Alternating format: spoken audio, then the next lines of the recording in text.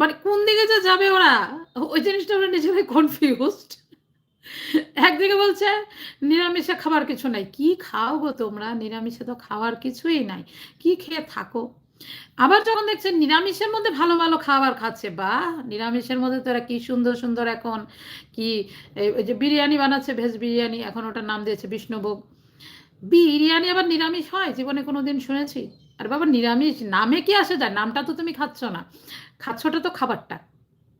এখন রাইসের সাথে যদি সয়াবিন হোক বা আলু, কেউ পনির, কেউ এঁচোড়, এগুলো দিয়ে যদি মিক্স ফিক্স করেও যদি রান্না করে খায়, নামে কি আসে যায়?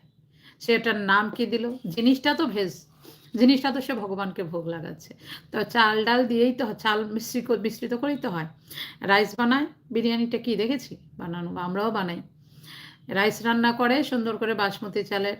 তো রাইস রান্না করে কি করে, ওর মধ্যে যে যেটা দেবে ওই জিনিসগুলো দিয়ে জাস্ট ঢাকা দিয়ে রাখে, একটু পরে নেড়ে চেড়ে মিশিয়ে দিয়ে দেয়, বিরিয়ানি হয়ে গেল।